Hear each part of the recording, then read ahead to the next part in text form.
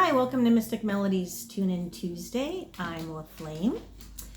We are going to be continuing our short series, the Tunes and Tarot, Intuitive Composition Using Tarot.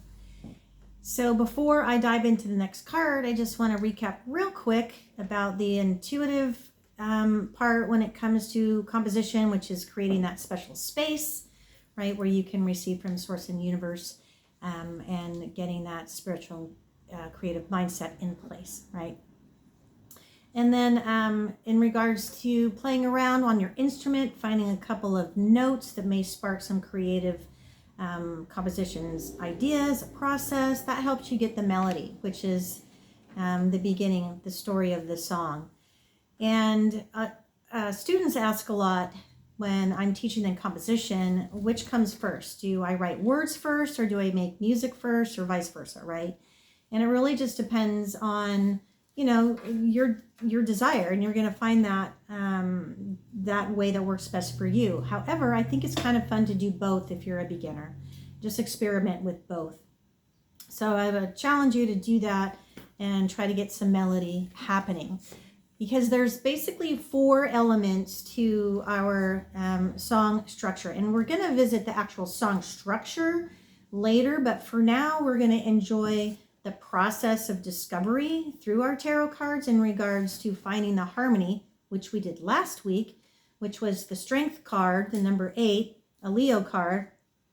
And then this week, we're moving into discovering the melody. And this is really exciting because when I sat down, did some meditation, got in my creative space, did a little bit of note playing, asked Universe, what card did we want to use today for the show that would be about a storytelling, right? That would help us discover through the story, the imagery of the card, our inner intuition, and asking, you know, just, what can I learn for my story today, for my song?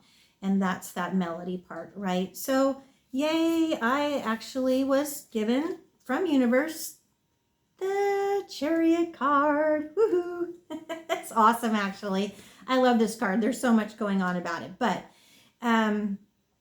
obviously, it's a major arcana. It's a Cancer card, and it's got the magical number 7. So, but the Chariot represents our personal alignment with destiny and the harnessing of free will, self-mastery, and motivation, right? Super cool. And number 7 is fun because it's a mystical, it's a lucky number, right? Everybody talks about the lucky number 7. So it has a magical perfection in our universe, which becomes the inspiration for a lot of philosophy, arts, science, mysticism, all that cool stuff. So what I really found fascinating was that 7 resonates with the sensitivity and the vibration as in the 7-note musical scale, right? And I love harmonics, and the harmonic intervals express quantum reality beyond our natural understanding. Right? Wow. So as a musician, I just thought that is so cool. So we're just going to touch a little bit on the imagery, right? To get our story in process. And you can obviously, you know, draw from your own personal experiences or, you know, friends and loved ones, and as well as, you know, just coming up with a creative story on your own, right? It doesn't necessarily have to be a personal experience, but that can help. So anyways, we're going to go over the card a little bit. So let me give you a nice little close-up if you're not familiar with it, right? Wow, so much happening here. The I love the yellow. It's just so warm, right? It just says joy. It says intellect, enlightenment, optimism, and the sun's energy and consciousness and awareness, right? Super cool. So the man, you can see he's in his armor. That's his ego, right? It's his armor of protection. And he is ready to go into battle, but it's not time yet, okay? So this is about waiting for the right time and tapping into your intuition about when it is the right time to proceed, okay? And so this is something really neat too. He has these blue-faced moons on his shoulder, and this is his intimate softness. Though he is in charge as and a leader, he still has a softness about him, right? A patience, an understanding, right? And then right here we have, right here, this is kind of cool. It's the red rod, which represents quick, fast happenings, okay? But what's really unique though is that the chariot isn't quite ready to move. It has a foundation. It's representing the beginnings of movement, the beginnings of the plan to proceed forward. So even though there's so much activity, there's still a beautiful peace about it and patience about it, which I love. This white square here on his chest, it's basically it's a symbol that's interpreted as a spiritual divine protection of purity and strength. Wow, how cool to have that on your armor. And then these wheels on the side, they're gold, right? And you can see they're big and they're ready to go, right? These wheels represent motion, cycles, the ability to move forward, aligning with the chariot's theme of determination, victory, and progress. Wow, okay. And the gold color emphasizes the value and divine of our higher purpose.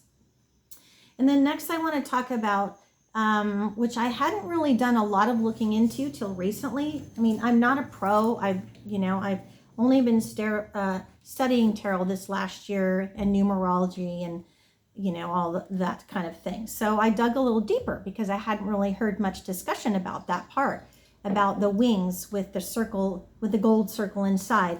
It's a winged solar disc, okay?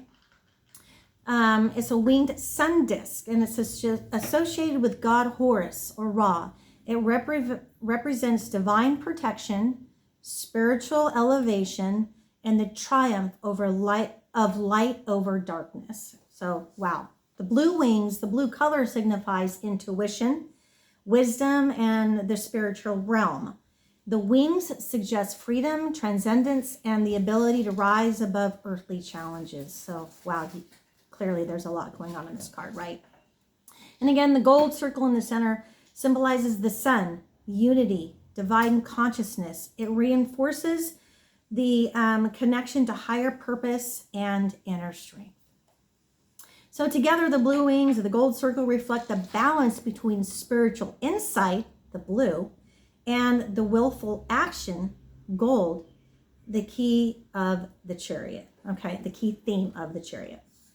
Okay, and then we have the river, right? Which is, sometimes you gotta look really deep in the cards, which I actually appreciate. You can really just sit and gaze and ponder and find something you hadn't seen before, right? So the river is emotions, it's water, it's waiting on intuitive guidance before taking action. And then the canopy of stars I found really quite interesting, right? He's in this like battle type chirpy, and then he's like, oh, I've got, a canopy of stars. And this is the value of looking into the cosmos for guidance, okay?